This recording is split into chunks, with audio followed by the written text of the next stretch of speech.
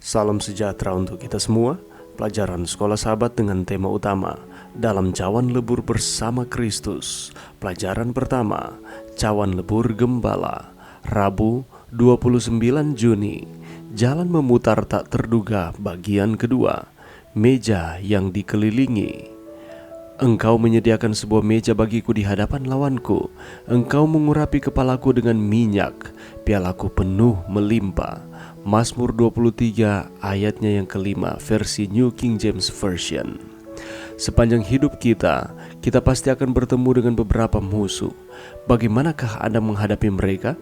Pernahkah Anda terjaga di malam hari, berguling-guling, memimpikan cara untuk membalas dendam kepada mereka yang mencoba menyakiti Anda atau menghancurkan pekerjaan Anda? Mungkin sulit bagi orang Kristen untuk mengetahui bagaimana menangani musuh. Apakah jenis musuh yang Anda miliki dalam hidup Anda? Bagaimanakah Anda menanggapi mereka yang mencoba menyakiti Anda atau orang yang Anda sayangi? Seberapa baikkah Anda mengikuti kata-kata Kristus kepada kita dalam Matius 5 ayat 44 atau Paulus dalam Roma 12 ayat 18-21? Dalam Mazmur 23 ayat 5, Daud menunjukkan kepada kita cara yang menarik untuk menghadapi musuh. Dia mengaburkan kehadiran mereka dengan melihat apa yang Allah lakukan untuknya, dan Allah ada di sana menyiapkan perjamuan untuknya.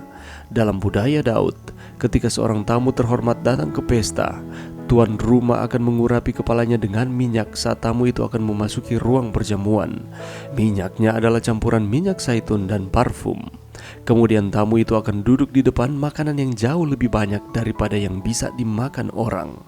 Bagaimanakah tiga hal, meja, minyak, dan piala, dalam Mazmur 23 ayat 5 membantu mengingatkan kita tentang bagaimana Allah menyediakan bahkan ketika kita berada di lembah? Seperti yang diingatkan Paulus kepada kita, karena perjuangan kita bukanlah melawan darah dan daging, tetapi melawan pemerintah-pemerintah, melawan penguasa-penguasa, melawan penghulu-penghulu dunia yang gelap ini, melawan roh-roh jahat di udara. Efesus 6 ayat 12. Musuh kita termasuk yang kita lihat dan yang kita tidak lihat.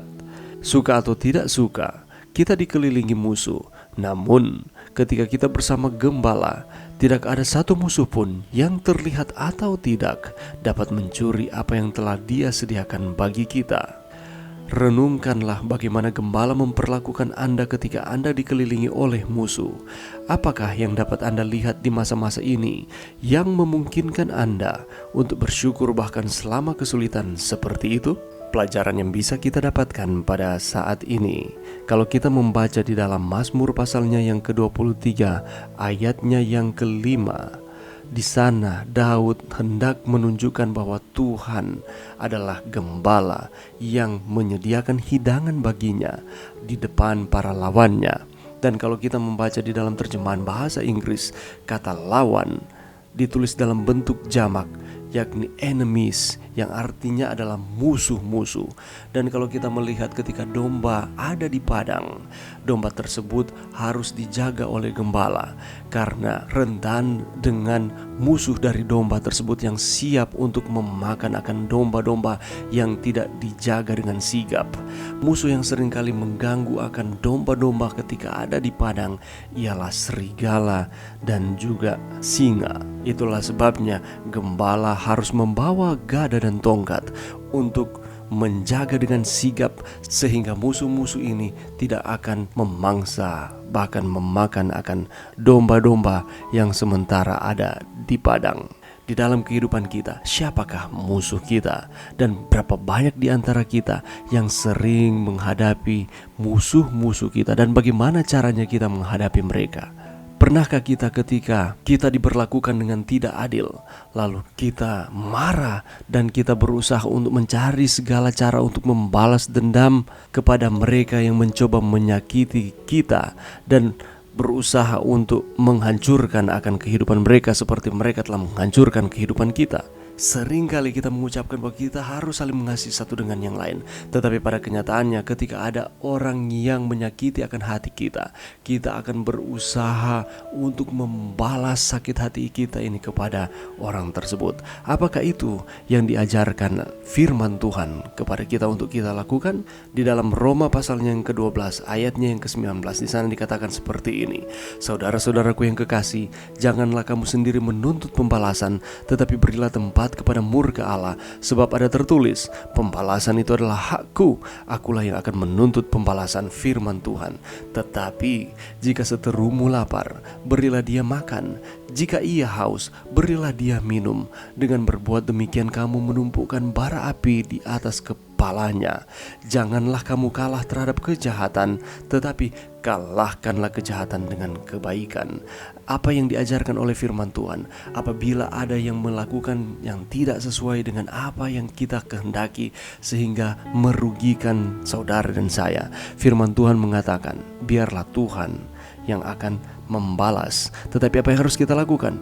Bagian kita adalah memberi dia makan apabila ia lapar, memberi dia minum apabila ia haus. Dan dengan demikian kita menumpukan bara api di atas kepalanya.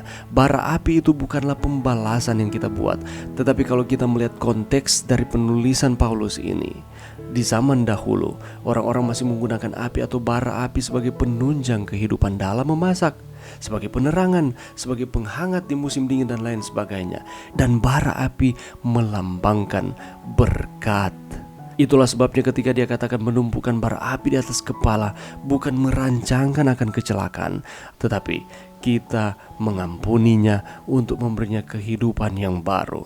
Dan inilah yang harus kita lakukan, meminta pertolongan Tuhan, memampukan kita melakukan akan hal ini. Karena hanya dengan pertolongan Tuhan sajalah kita bisa mengampuni. Sama seperti dengan Allah mengampuni kita dan tidak mengingat-ingat lagi apa yang manusia telah lakukan, perbuatan-perbuatan salah yang melawan akan kehendak Tuhan. Karena kita suka atau tidak suka, kita dikelilingi oleh musuh. Efesus 6 ayat 12 dengan jelas menyatakan siapa musuh-musuh kita. Tapi ketika kita bersama dengan gembala yang baik, yakni Yesus Kristus itu sendiri, tidak ada satu musuh pun yang terlihat atau tidak dapat mencuri apa yang telah Tuhan sediakan bagi kita.